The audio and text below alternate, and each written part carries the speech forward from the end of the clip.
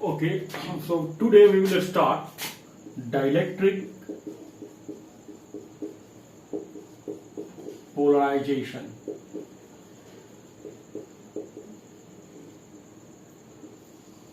Capacitor में हम लोग डाइलेक्ट्रिक पढ़े। डाइलेक्ट्रिक क्या होता है? डाइलेक्ट्रिक एक इंसुलेटर की तरह ही है,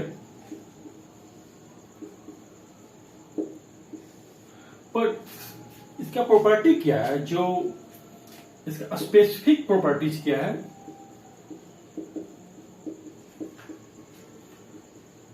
वो है इसका पोलराइजेशन। पोलराइजेशन क्या होता है हम लोग देखेंगे, अभी पढ़ेंगे अभी। पर इसका सबसे स्पेसिफिक प्रॉपर्टी है वो है पोलराइजेशन। इस पोलराइजेशन को जानने के लिए ही हम लोग डायरेक्टिक पोलराइजेशन पढ़ रहे हैं, क्योंकि पोलराइजेशन बहुत ही ज्यादा इंपॉर्टेंट है मटेरियल प्रॉपर्टी। इलेक्ट्रिकल जब हम मटेरियल स्टडी करेंगे तो मटेरियल की जो प्रॉपर्टी है, मटेरियल का प्रॉपर्टी कितने तरह का हो सकता है? बहुत तरह का मटेरियल का प्रॉपर्टी हो सकता है, जैसे इलेक्ट्रिकल प्रॉपर्टीज। तो हम लोग अभी बेसिकली सिर्फ इलेक्ट्रिकल प्रॉपर्टीज पे ही फोकस करेंगे। इसका मैग्नेटिक प्रॉपर्टी भी हो सकता है, एक मटेरियल का मैग्नेटिक प्रॉपर्टी भी हो सकता है, एक मटेरियल का इलेक्ट्रिकल प्रॉपर्टी भी हो सकता है, एक मटेरियल का ऑप्टो इलेक्ट्रॉनिक्स प्रॉपर्टी भी हो सकता है। तो एक ही मटेरियल का हम लोग बहुत सारा कैरेक्टर स्टडी कर सकते हैं, पर अभी हम लोग सिर्फ इलेक्ट्रिक का पोलराइजेशन पढ़ेंगे। पोलराइजेशन है क्या? सबसे स्पेसिफिक प्रॉपर्टी इसका है पोलराइजेशन। पोलराइजेशन होता क्या है? जैसे ये सपोज ये हमारा डाइलेक्ट्रिक है, ये क्या है? डाई इलेक्ट्रिक है। अब इलेक्ट्रिक फील्ड, ये सोर्स है जो इलेक्ट्रिक फील्ड प्रोड्यूस करेगा, और इस इलेक्ट्रिक फील्ड में यदि हम इस डाइलेक्ट्रिक को रखते हैं तो ये पोलराइज हो जाएगा। ये क्या हो जाएगा? पोलराइज हो जाएगा। ठीक है, ये पोलराइज हो जाएगा। मतलब क्या होगा? मतलब होगा कि इसके अंदर हम लोगों को डाइपोल मोमेंट मिलेगा। क्या मिलेगा? Dipole moment. डाइपोल मिलेगा और उसका मोमेंट भी होता है। डाइपोल का ऑलवेज मोमेंट से स्ट्रेंथ नापते हैं, तो इसके अंदर डाइपोल मिलेगा और डाइपोल मोमेंट भी मिलेगा। मतलब इसके वॉल्यूम में भी हमें डाइपोल मोमेंट क्रिएट हो जाएगा। मतलब प्लस और माइनस चार्ज सेपरेट हो जाएगा। ये कैसे होता है? एक्चुअली इसको हम थोड़ा और एटॉमिक लेवल पे पढ़ते हैं, तो देखिए कि ये न्यूक्लियस है और इसके ऊपर इलेक्ट्रॉन क्लाउड है। ठीक है, इसके ऊपर इलेक्ट्रॉन क्लाउड है। अब इलेक्ट्रॉन जो क्लाउड का जो सेंटर होगा, और न्यूक्लियस का जो इसमें पॉजिटिव चार्ज डिस्ट्रीब्यूटेड है, बाहर जो इलेक्ट्रॉन क्लाउड था वो नेगेटिव चार्ज डिस्ट्रीब्यूटेड है, और इसका सेंटर यदि कोइंसाइड कर जाएगा, इसका मतलब यहां पे कोई चार्ज सेपरेशन नहीं है। आपको नो चार्ज सेपरेशन मिल रहा है। इस डाइलेक्ट्रिक के अंदर नो चार्ज सेपरेशन है। तो मतलब क्या है कि ये डाइलेक्ट्रिक में पोलरिटी नहीं है। पोलरिटी मतलब चार्ज का क्रिएशन नहीं है, चार्ज सेपरेट नहीं है। तो ये हो गया नॉन पोलर डाइलेक्ट्रिक। ये क्या हो गया? Non polar dielectric.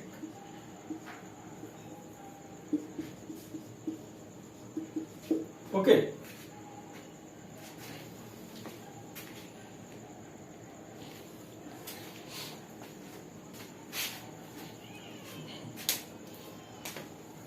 हाँ, इसके कॉन्ट्ररी यदि आपको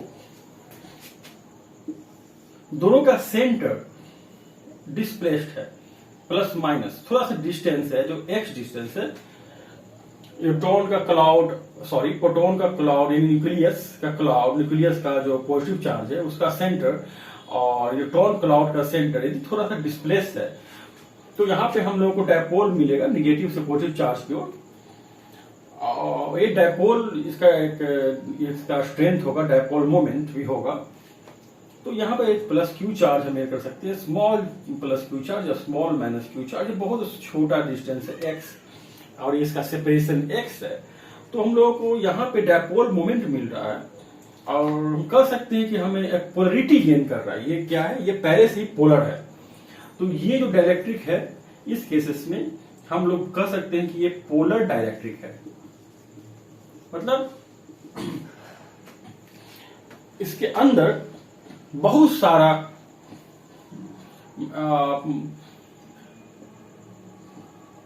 डायपोल है और हम लोग यदि डायपोल मोमेंट फाइंड कर जाते हैं पर यूनिट वॉल्यूम में, यदि हम लोग डायपोल मोमेंट कैलकुलेट करते हैं,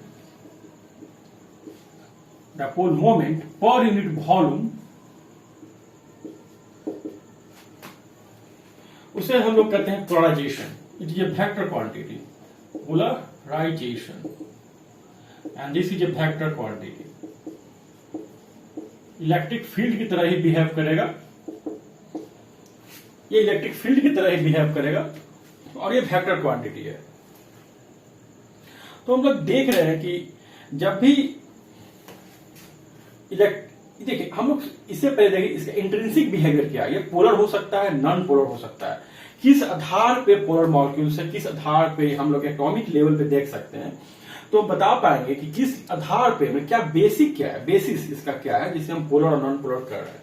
जो है सेंटर, जो इलेक्ट्रॉन क्लाउड का सेंटर और न्यूक्लियस का सेंटर डिस्प्लेस्ड है और डिस्प्लेस्ड नहीं है, एक पॉइंट पे कोइंसाइड है, उसके आधार पे हम लोग कह रहे हैं कि ये कैसा है, एक पोलर है या नॉन पोलर है। ठीक है, लेकिन जब इलेक्ट्रिक फील्ड में रखेंगे तो क्या होगा? पोलर मॉलिक्यूल को रखेंगे तो क्या होगा, पोलर डाइलेक्ट्रिक को रखेंगे तो क्या होगा, नॉन पोलर डाइलेक्ट्रिक को रखेंगे तो क्या होगा।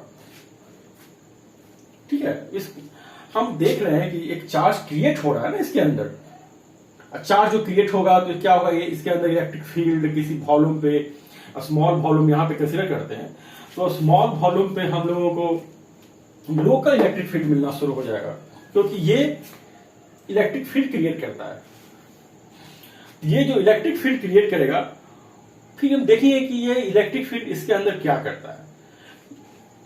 इलेक्ट्रिक बाहर का सोर्स का जो इलेक्ट्रिक फील्ड है और इसके अंदर जो इलेक्ट्रिक फील्ड क्रिएट हो रहा है वो कैसा है, नेचर, एक दूसरे को किस तरह से सपोर्ट कर रहा है या एंटी सपोर्ट कर रहा है, देखेंगे। और इसमें अंदर चार्ज जो प्रोड्यूस हो रहा है वो भी देखेंगे कि ये चार्ज कैसे कैलकुलेट कर सकते हैं, how can calculate, how can find okay the volume, charge, density, and there are two types of the charge produced when it is put in the external electric field।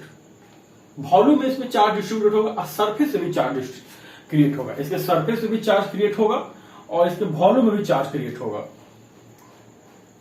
तो हम लोग को find भी करना होगा कि किसी भी एलिमेंट ले लिए तो वहां पे चार्ज डेंसिटी क्या है, मतलब यहाँ पे चार्ज डेंसिटी क्या है, ये सब हमारा टॉपिक्स होने वाला है। और इसका प्रॉपर्टी, इलेक्ट्रिकल प्रॉपर्टी, जैसे डाइलेक्ट्रिक कांस्टेंट, इलेक्ट्रिक ससेप्टिबिलिटी, ठीक है, इसी को हम लोग पढ़ने वाले हैं। और भी पढ़ने वाले हैं boundary conditions and law of refraction.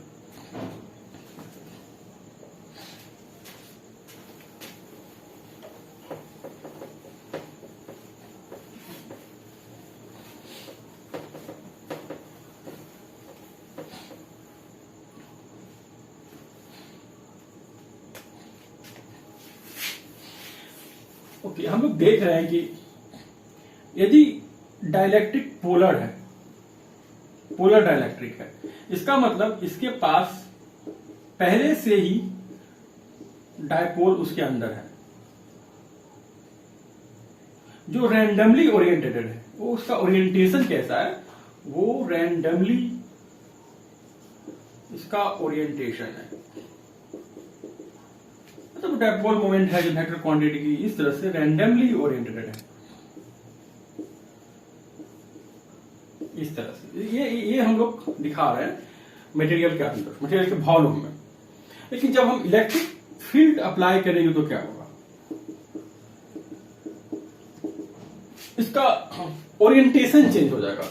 हम ये नहीं कह रहे हैं कि पूरा का ओरिएंटेशन चेंज होगा। extent to which its orientation changes and becomes parallel to electric field, electric field के पैरेलल हो जाना चाहेगा। क्यों? क्योंकि इस पे टर्न लगेगा। हम लोग जानते हैं डायपोल मोमेंट को इलेक्ट्रिक फील्ड में रखने पे उस पर टर्न लगता है और उसका एनर्जी चाहेगा कि हम मिनिमाइज हो जाए। अभी रैंडमली ओरिएंटेड है तो चाहेगा कि इलेक्ट्रिक फील्ड की डायरेक्शन में ये डायपोल मोमेंट चला जाए और ठीक है, ताकि इस पर टर्न ना लगे।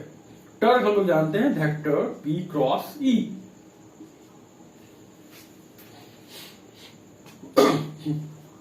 और जो एनर्जी है वो क्या होता है? Minus P dot vector E। ये चाहता है कि एनर्जी इसका मिनिमाइज हो और एनर्जी तभी मिनिमाइज होगा जब ये मिनिमम हो। ये मिनिमम तभी होगा जब इसके पैरेलल हो। पर हम स्टैटिक्स पढ़ते हैं, जब हम स्टैटिक्स अभी ये चैप्टर है जो स्टैटिक्स के लिए नहीं है, पर हम स्टैटिस्टिक्स थर्मोडायनामिक स्टैटिस्टिक्स हम लोग जब पढ़ेंगे, then we will find how much what is the population actually probability that a dipole moment make an orientation with the electric field। पर खैर अभी ये हम लोग स्टैटिस्टिक्स थर्मोडायनामिक्स नहीं पढ़ने जा रहे हैं। ये केवल हम स्टैटिस्टिक्स थर्मोडायनामिक्स लोग ने कभी हम लोग लेक्चर इस पे पढ़ेंगे तो लेक्चर बनाएंगे तो देखेंगे ये डिफरेंट टॉपिक्स होगा। इसका ओरिएंटेशन बिल्कुल अलग है। पर जो हम अभी जो पढ़ रहे हैं हमको सिर्फ इलेक्ट्रिकल प्रॉपर्टी पे फोकस करना है, तो इसका क्या होगा? ओरिएंटेशन चेंज हो जाएगा। ठीक है। और यदि प्लस दोनों का सेंटर न्यूक्लियस का और इलेक्ट्रॉन क्लाउड का सेंटर कोइंसाइड होगा तो क्या होगा? तो ये इलेक्ट्रिक फील्ड जब हम अप्लाई करते हैं तो निगेटिव क्या होगा? इधर आ जाएगा, पॉजिटिव क्या रिपल्सन लगेगा तो सेपरेट हो जाएगा। यहाँ माइनस क्यू चार्ज होगा, यहाँ प्लस क्यू चार्ज होगा। क्योंकि कोई भी एक हम लोग देखते हैं न्यूट्रल होता है ना, उसमें पॉजिटिव चार्ज उतना ही होता है, निगेटिव चार्ज उतना ही होता है। तो निगेटिव चार्ज इधर होगा, पॉजिटिव चार्ज इधर होगा। तो हम लोग देख रहे हैं ये डायपोल क्रिएट हो गया।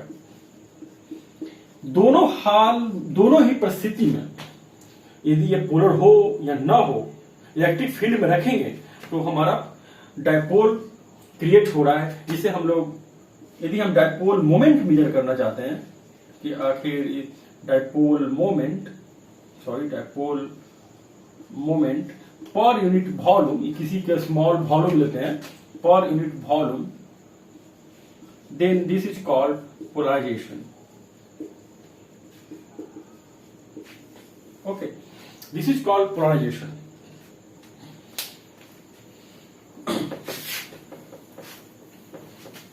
और जो पोलराइजेशन है, and this is the polarization we are talking of, and this is vector and depends upon electric field, that is, it is proportional to electric field inside the material, and it is chi e epsilon naught. This is chi, you can say chi, and this is electric susceptibility.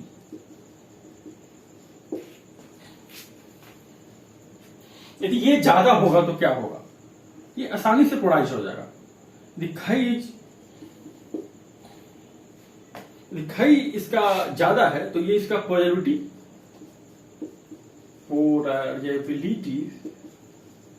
High होगा। Vacuum के लिए क्या होता है?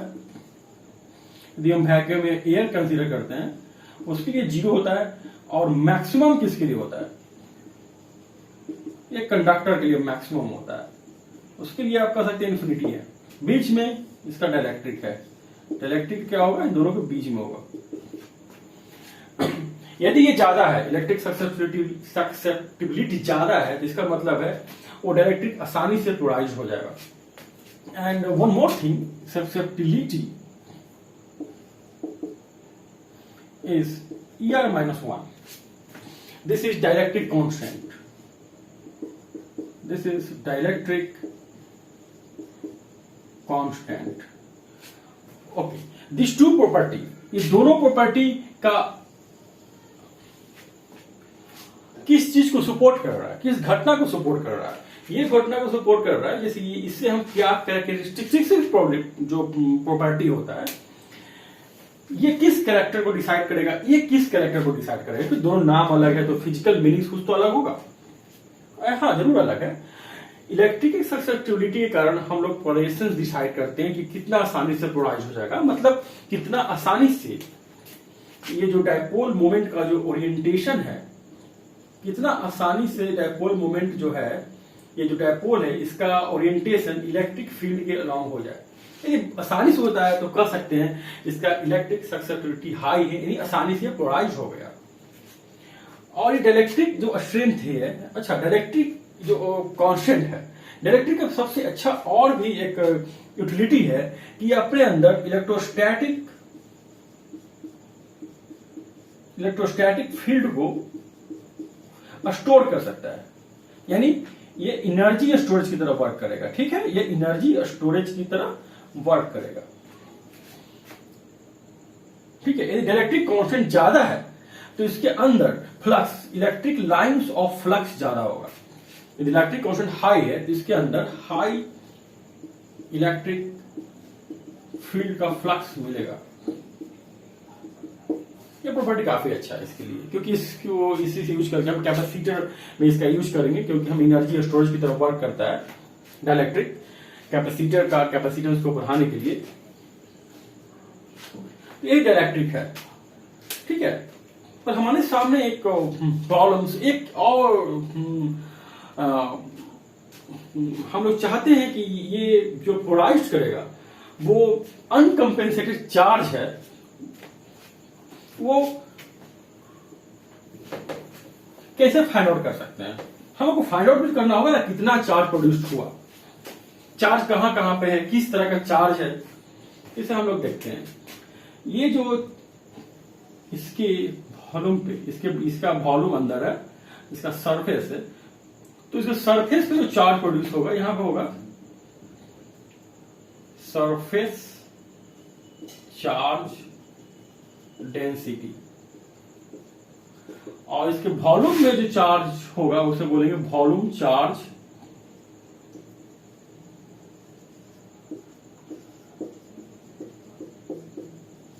Density. मतलब क्या है कि जब भी इसमें पोलराइजेशन होगा, हम इलेक्ट्रिक फील्ड में रखेंगे, इसके पास अनकंपेंसेटेड चार्ज प्रोड्यूस हो जाएगा।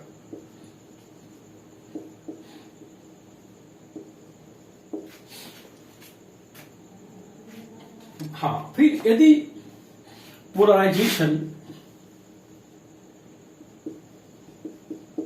भी दो तरह से हो सकता है, इसके अंदर नॉन यूनिफॉर्म पोलराइजेशन हो सकता है, नॉन यूनिफॉर्म पोलराइजेशन मतलब पोलराइजेशन आपको हर जगह अलग अलग मिल रहा है, स्पेस में वैरी कर रहा है, या फिर देखते हैं यूनिफॉर्म पोलराइजेशन। ये क्या है? यूनिफॉर्म पोलराइजेशन का मतलब है कि पोलराइजेशन जो है सभी जगह यूनिफॉर्म है। जब ऐसा हो तो हम लोगों को वॉल्यूम चार्ज डेंसिटी नहीं मिलेगा।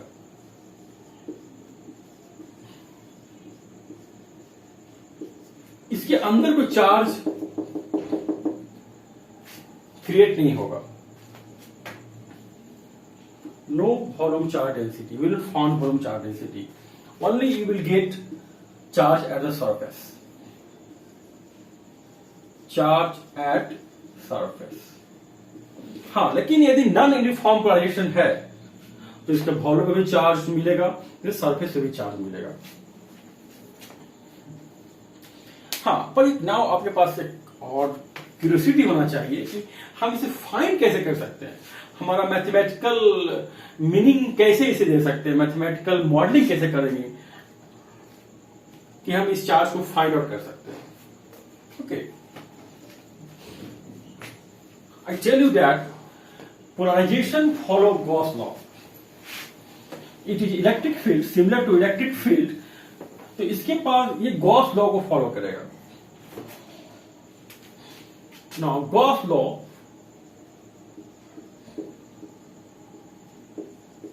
Polarisation.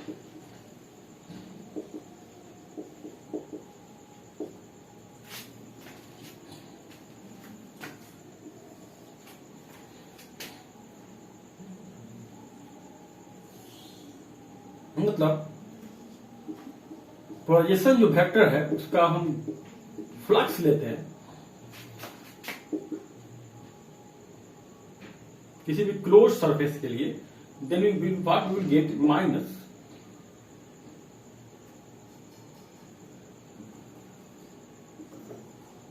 Bond charge.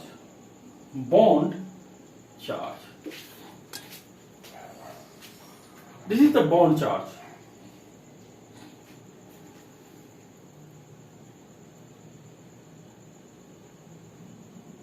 Bond charge क्या है? ये मटेरियल में रहेगा, ये मटेरियल का चार्ज है, मटेरियल चार्ज है। इसे हम बाहर से नहीं दिए हैं। यदि हम बाहर से चार्ज को पुट करते हैं उसे हम बोलते हैं फ्री चार्ज या एक्सट्रेनियस चार्ज। फ्री चार्ज या एक्सट्रेनियस चार्ज, ये चार्ज होगा जो हम लोग बाहर से पुट करते हैं। जैसे कैपेसिटर में बैटरी लगा के बाहर से कैपेसिटर पे यदि हम चार्ज को पुट करते हैं उसे हम बोलते हैं फ्री चार्ज। वो मटेरियल का चार्ज नहीं होता है, मटेरियल का चार्ज ये है बॉन्ड चार्ज। जो हमको पोलराइजेशन से प्रोड्यूस होता है उसे बोलते हैं बॉन्ड चार्ज। ये इंटेग्रल फॉर्म है, गॉस लॉ का ये इंटेग्रल फॉर्म है। इसे हम डिफरेंशियल फॉर्म लिखेंगे तो डाइवर्जेंस करना पड़ेगा। Divergence of polarization will give you charge density, this is a point function. ये हमारा पॉइंट फंक्शन की तरह बिहेव करेगा। किसी पॉइंट पे हम डाइवर्जेंस निकाल सकते हैं, उस पॉइंट पे हमें चार्ज डेंसिटी मिलेगा, निगेटिव है। यह है चार्ज डेंसिटी। हमको चार्ज क्या मिलने जा रहा है? Charge density.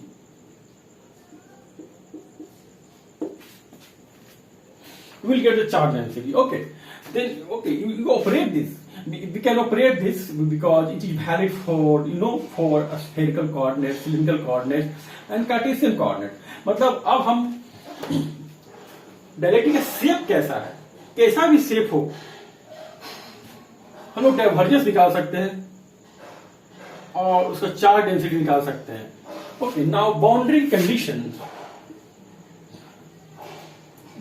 कंडीशंस अप्लाई करना होगा। जिससे ये पोलराइजेशन है, इसके अंदर तो पोलराइजेशन है, जैसे पी पोलराइजेशन है, जैसे ये पोलराइजेशन वेक्टर है, इस सरफेस के मानते हैं परपेंडिकुलर लेते हैं, तो Pn1 और बाहर है P2n, n stand for normal. जो वेक्टर है, वेक्टर किसी डायरेक्शन में हो सकता है, हम मान लेते हैं पोलराइजेशन का डायरेक्शन इधर है, पर इसके जो इस सरफेस के परपेंडिकुलर जो कंपोनेंट तोड़ेंगे, और ये बाउंड्री है, बाउंड्री पे सरफेस है, चार्ज डेंसिटी, तो कैसे फाइंड आउट करेंगे? ये बाउंड्री कंडीशन से फाइंड आउट करेंगे। जैसे P2n minus P1n minus charge surface charge density. लेकिन बाहर पे वैक्यूम है तो इसका ससेप्टिबिलिटी 0 है, तो ये 0 हो जाएगा। Then you have surface charge density is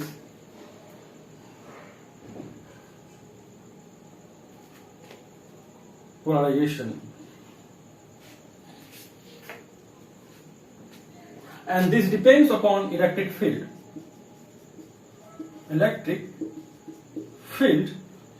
and you can write this as epsilon naught chi E बराबर minus charge density epsilon naught electric constant minus 1 E is equal to minus surface charge density. Okay, you get this? You get the surface charge density. In this way you can find the surface charge density and volume charge density. और directly अंदर जो charge produce होगा locally हम find करना चाहते हैं। जैसे ये मटेरियल है, मटेरियल के अंदर इस पॉइंट पे, then we use divergence. If you want the total charge, total जो चार्ज प्रोड्यूस होगा जैसे इस एरिया में, then we use Gauss law. Okay, you can understand when this is also Gauss law, but when we use integral form and when we will use the differential form. Two forms are really useful, but you have to understand its physical meanings and where it is used.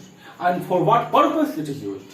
You can use as the boundary condition because I am using this vector. So you can find the surface charge density. So we have the bond charge, two types of the bond charge. One surface at the surface is called surface charge density, and inside the volume is called volume charge density. आप देख सकते हैं किस परिस्थिति में जब potential uniform हो तो इसके अंदर चार्ज प्रोड्यूस नहीं होगा. ठीक है, अब हम सारा डिटेल्स सारा क्वेश्चन इसी पे होगा. कितना इसका integral equation differential equation use कर हम लोग ये चार्ज फाइंड आउट करना होगा. ओके,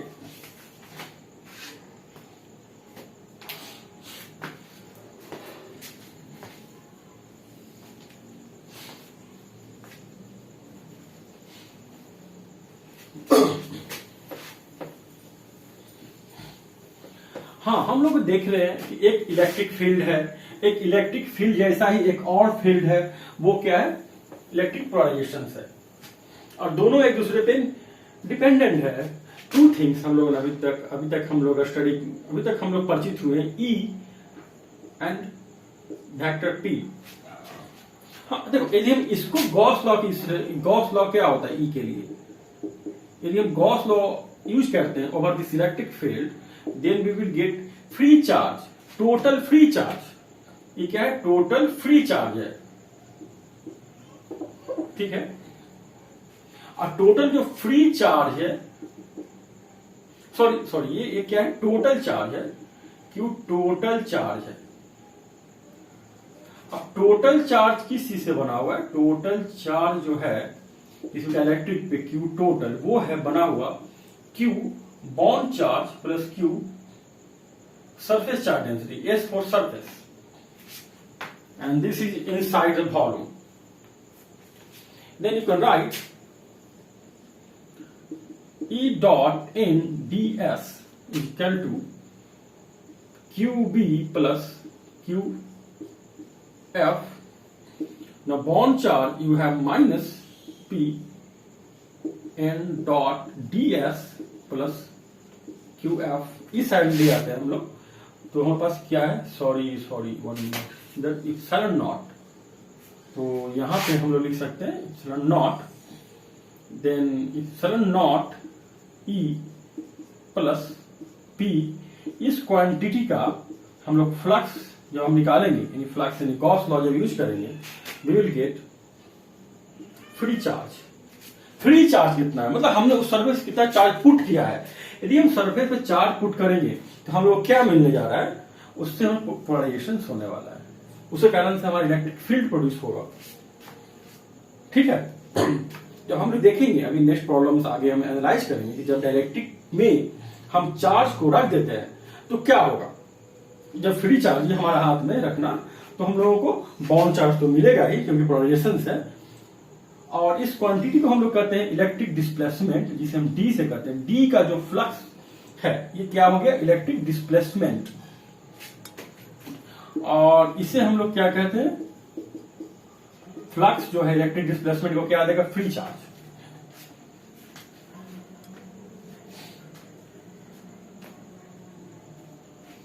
ठीक है, this is epsilon naught E plus P.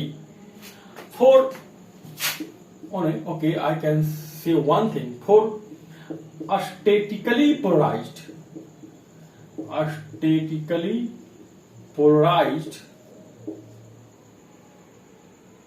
D is going to be 0. In this case, epsilon naught E plus P is 0. Now you can find electric field as minus polarization factor by epsilon naught. Okay, so this is the very important tools. We will going to use this statement, very powerful statement, everywhere in the coming. I will solve lots of problems, numerical problems, where I will use this term, statically polarized. Then you can find electric field as minus polarization factor by epsilon naught.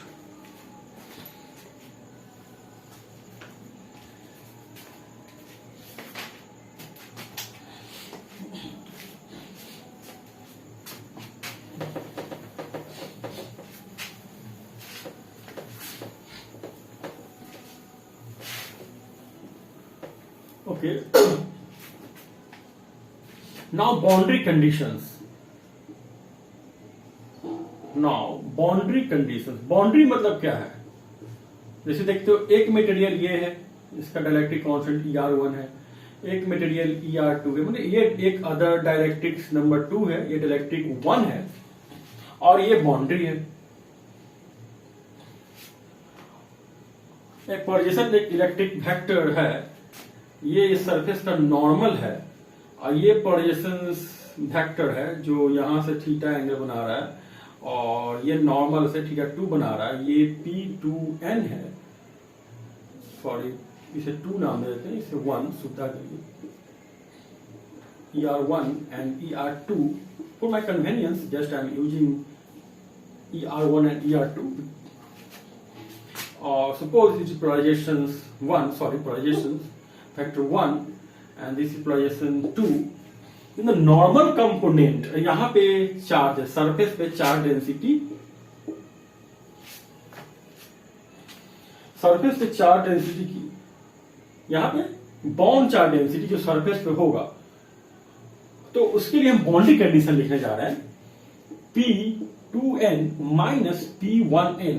ये जो projection का perpendicular direction में ये है, this is perpendicular to this surface, this vector is perpendicular to this surface. इस direction में क्या है, इसका ये कंपोनेंट लेंगे, इसका ये कंपोनेंट इस डायरेक्शन में, वो क्या है, माइनस चार्ज डेंसिटी, मतलब यहां पे चार्ज बाउंड चार्ज है, वो क्या होगा, इसलिए हम यहाँ पे लिखा बाउंड्री कंडीशन। बाउंड्री पे हम लोग फाइंड आउट कर रहे हैं, ओके, बाउंड्री पे क्या होने वाला है। यहाँ बाउंड्री पे फ्री चार्ज, बाउंड्री पे फ्री चार्ज नहीं हो सकता है फ्री चार्ज भी हो सकता है। दो तरह का चार्ज हम लोग अभी तक पढ़ना है, हम लोग को फोकस करना है, बाउंड चार्ज और फ्री चार्ज। दोनों चार्ज के बारे में हम जानते हैं क्या होता है। बाउंड चार्ज मटेरियल का होता है, क्यू चार्ज हम लोग पुट कर सकते हैं। हम लोग देखेंगे कितना चार्ज हम यहाँ पे रखे हैं, इसके लिए बाउंड्री कंडीशंस क्या है। इलेक्ट्रिक डिस्प्लेसमेंट जो हम लोग देखे थे, that is epsilon not E plus P, this is also vector. तो ये प्रोजेक्शन है, इलेक्ट्रिक डिस्प्लेसमेंट भी तो होगा। ये क्या होगा, D2n माइनस D1। इसका जो इस मीडियम में जो नॉर्मल कंपोनेंट है इलेक्ट्रिक डिस्प्लेसमेंट का, इस मीडियम में जो इलेक्ट्रिक डिस्प्लेसमेंट का नॉर्मल कंपोनेंट है वो क्या है, Q नहीं, डेंसिटी के टर्म में देगा, bound charge density, sorry free charge density. This your boundary condition. Electric field के लिए क्या होगा, tangential components for electric field, tangential component दोनों मीडियम में सेम होगा। टेंजेंशियल कंपोनेंट इस मीडियम में इलेक्ट्रिक फील्ड का टेंजेंशियल कंपोनेंट इस फील्ड में, इस मीडियम में इलेक्ट्रिक फील्ड का टेंजेंशियल कंपोनेंट दोनों बराबर होगा। दैट इज ET1 बराबर ET2। मतलब इलेक्ट्रिक फील्ड, अभी हम लोग आगे पढ़ने वाले, ये जो बेंड इस तरह हो रहा है, ये क्या हो रहा है, रिफ्रैक्शन। तो रिफ्रैक्शन रूल भी हम लोग पढ़ेंगे।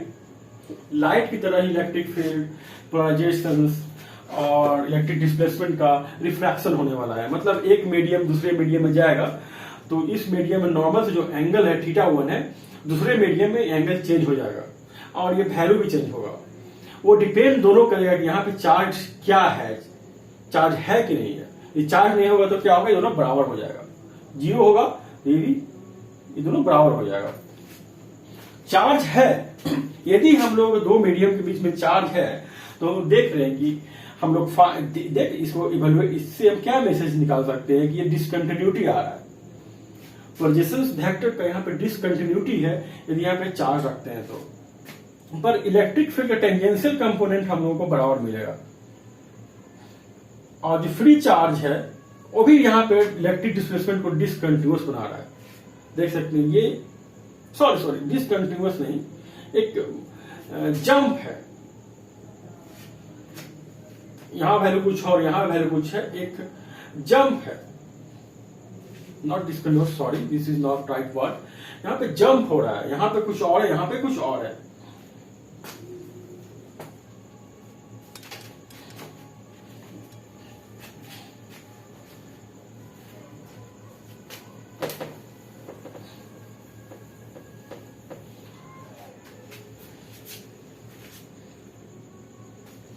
Okay, thank you. Next classes में हम इसको आगे कंटिन्यू करेंगे।